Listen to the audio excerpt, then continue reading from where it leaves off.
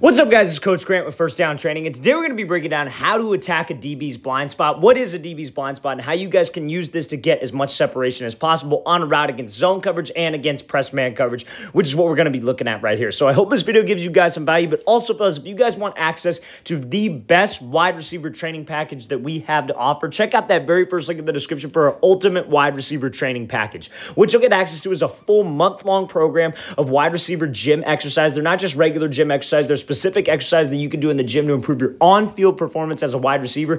And we give you a step-by-step technique manual on everything about the wide receiver position, all written down in a booklet specifically for you so you can have in front of you something that you can refer back to when maybe you're struggling with something. So, okay, fellas, check out that very first link in the description, ultimate wide receiver training package, discounted price. Hope you guys can check it out. Let's get started with this video. So, we're looking at this rider from Deshaun Hamilton. We're going to be talking about how he's able to attack this DB's blind spot and get him to turn his hips. So, this is going to be like a post-comeback, right? So, a post comeback is normally something that takes a long time to develop, right? Because again, it's like a double move. A comeback's already a longer developing type of move. And so this is something that you can do when I would only do this if it's strategically called, right? So like if they want you to take a post stem into the comeback, that's when I would do this. I wouldn't, if the call is just a 15 back to 12 comeback, I wouldn't be taking a post stem. Some people say that, oh, the only way to when you want to run a comeback with against press, you want to take a post stem to angle this thing to the inside to get him to sit here, then break this thing back off. I don't necessarily think that's true because it's longer developing, right? Because in this situation, if we're going to be calling like a post comeback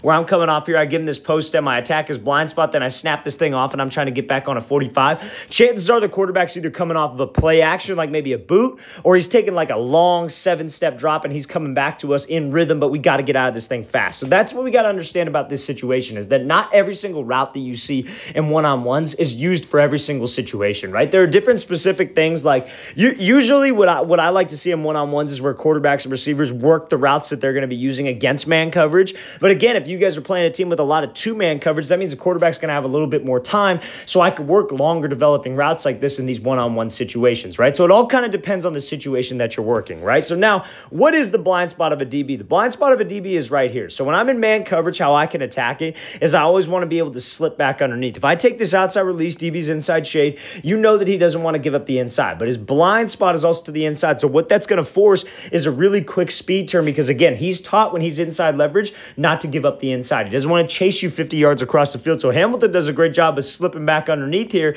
getting to this blind spot, forcing that DB to turn. And when that DB takes his eyes off of us, that's when we could get some separation. It's no different. I talked a little bit about zone coverage in the beginning. It's no different as if I had to run a comeback.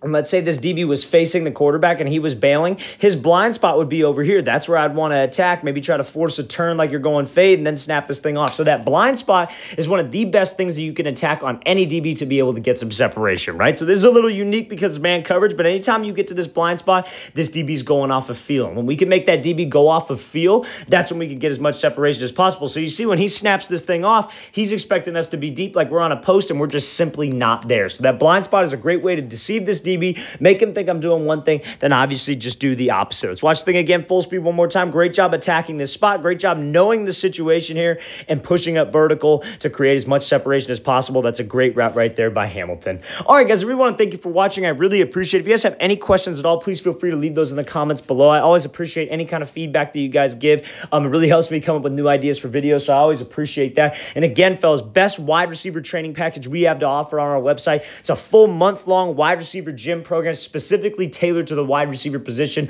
not just some random exercises you can find on YouTube, and a technique booklet with all the specific things you can do at the wide receiver position to improve your game. So hope you guys can check that out. Very first link in the description. I'll see you guys next time.